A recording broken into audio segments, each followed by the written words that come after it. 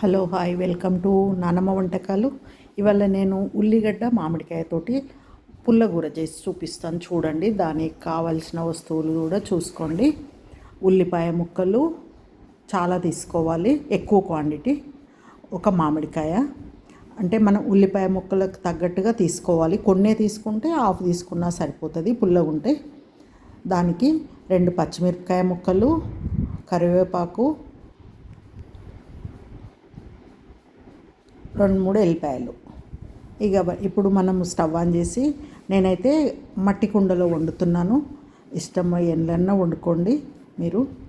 నాకు అది ఉంది, పెద్దగా ఉంది, కానీ సరే ఇందులో చేద్దాము, పుల్లకూర కదా బాగుంటుంది అనుకొని స్టవ్ అయితే ఆన్ చేసిన, కుండ పెట్టి ఆయిల్ వేసిన. ఆయిల్ వేడెక్కుతుంటే జీలకర్ర ఆవాలు వేసుకున్నాను. కొన్ని ఒక పావు టీ స్పూన్ అట్లా వేసుకొని అవి వేగుతుంటే మనం ఉల్లిపాయ ముక్కలు వేసుకోవాలి ఫస్ట్. అన్నీ కుండలో అయితే చాలా బాగుంటుందండి టేస్ట్. పప్పు కానీ ఏది వేసుకున్నా కూడా చాలా బాగుంటుంది టేస్టీగా. మనం వెనకటి నుంచి కుండలలోనే వండుకునేది. మేము చిన్నప్పుడైతే అన్నమైన కూరైన ప్రతిదీ మజ్జిగ, పాలు, పెరుగు అన్నీ కూడా కుండలలోనే చేసేవాళ్ళం మేమైతే. మాకైతే చాలా గుర్తండి. మేము చేసాం, నేను పెద్దగా అయ్యేదాకా కూడా అందులోనే వండేవాళ్ళం. చూడండి ఉల్లిపాయలు వేగుతున్నాయి కదా, పసుపు వేసాను, కరివేపాకు,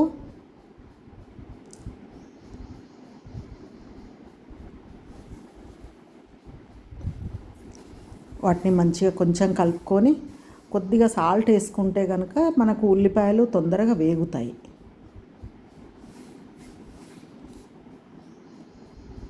మూత పెట్టాను కొద్దిగా 2 నిమిషాలు. తీసి ఇప్పుడంతా కలిపేసుకోవాలి. మనం ఎల్లిపాయలు కొంచెం నుసుక దంచుకొని వేసుకోవాలి. వెల్లుల్లి టేస్ట్ చాలా బాగుంటుంది. ఆ స్మెల్ పడని వాళ్ళు దాన్ని స్కిప్ చేసేయచ్చు. నేను అల్లము వెల్లుల్లి అయితే మనకు మసాలా ఘాటు వస్తుందని అట్లా వేయలేదు, ఓన్లీ వెల్లుల్లి వేసాను. ఇప్పుడు కొంచెం సాల్ట్ వేసుకొని కలిపి మూత పెట్టుకుంటే తొందరగా మగ్గిపోతాయి ఉల్లిపాయలు మంచిగా. ఒక 2 నిమిషాలు మూత పెట్టి వదిలేద్దాము దాన్ని. చూడండి బాగా మగ్గిపోయినాయి. అట్లా నాకు ఈ కుండకైతే మూత రాలేదండి, మూత లేకుండా తీసుకున్నాను. వేరే మూతలు పెట్టేసుకుంటా. మట్టిదైతే అట్లా వేడి కాదు అస్సలు మనకు. ఉల్లిపాయలు అయితే మంచిగా మగ్గినాయి. ఇప్పుడు కారము, ఇంకా కొంచెం సాల్ట్ పడుతుంది, ధనియాల పొడి, సాల్ట్ అవన్నీ వేసేసుకొని మళ్ళీ కలిపి ఒక 2 నిమిషాలు వదిలేసేసుకోవాలి. ఒక ఫుల్ టీ స్పూన్ వేసాను ధనియాల పొడి.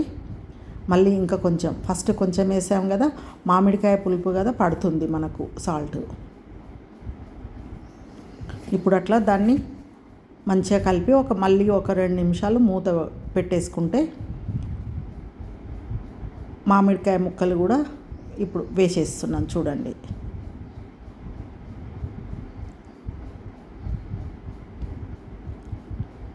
నాకు ఆ కాయకు పిక్క వచ్చింది, అది కూడా వేసేసాను కూరలోనే. అట్లా తినేటప్పుడు ఆ పిక్క కూడా చాలా మంచిగా ఉంటుంది. అట్లా కూరతో పాటు ఉడికిపోతుంది మంచిగా. దానిపైన కొంచెం ఫ్లెష్ ఉంటుంది కదా, అదంతా మంచిగా గుజ్జులాగా వచ్చేస్తుంది మనకు తినేటప్పుడు. అది చాలా బాగుంటుంది. కొందరికైతే చాలా ఇష్టం అండి మామిడికాయ టెంకలు అట్లా పప్పులో కానీ అట్లా వేసుకొని తినడము. చూడండి మంచిగా మగ్గిపోయింది. ఇప్పుడైతే నేను కొబ్బరి పొడి వేస్తున్నానండి కొంచెము. ఇది కూడా ఇష్టం లేకపోతే వేసుకోకుండా వదిలేసేయచ్చు. నేను ఇంకా కొంచెం టేస్ట్ అనేది, కూర కొంచెం మంచిగా మనకు గ్రేవీ టైపు చిక్కగా వస్తుందని వేసాను. టేస్ట్ కూడా మారుతుంది బాగా. ఇప్పుడు కొంచెం 1 కప్పు నీళ్ళైతే పోసేసిన. ఇంకా కూడా పడితే పోసేసుకోవచ్చు మనము. నేను ఇంకొక 1/2 కప్పు కూడా ఉడుకుతూ ఉంటే వేసేసాను.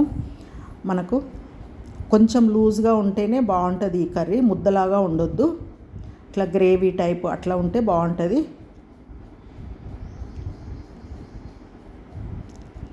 ఒక 2-3 నిమిషాలు దాన్ని మూత పెట్టి ఉడకనిద్దాము.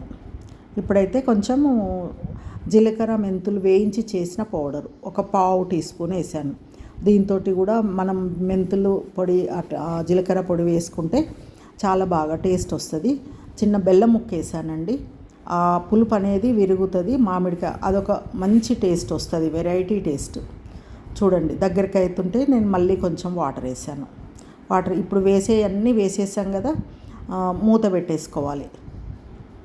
ఒక 3-4 నిమిషాలు, 5 నిమిషాల దాకా ఉంచేసుకుంటే మనకు కూర రెడీ అయిపోతుంది. నా దగ్గర కొత్తిమీర అందుబాటులో లేకుండే, ఇంకా కొత్తిమీర అయితే వేయలేదు. ఉన్నవాళ్ళు కొత్తిమీర కూడా వేసుకోవచ్చు, బాగుంటుంది. స్మెల్ మాత్రం సూపర్గా వస్తుంది. కర్రీ అయిపోయింది, బంద్ చేసిన. ఒక 2 నిమిషాలు మనం స్టవ్ ఆపేసినాక కూడా కుండలో అయితే ఉడుకుతూనే ఉంటుందండి, ఒక 2-3 నిమిషాలు.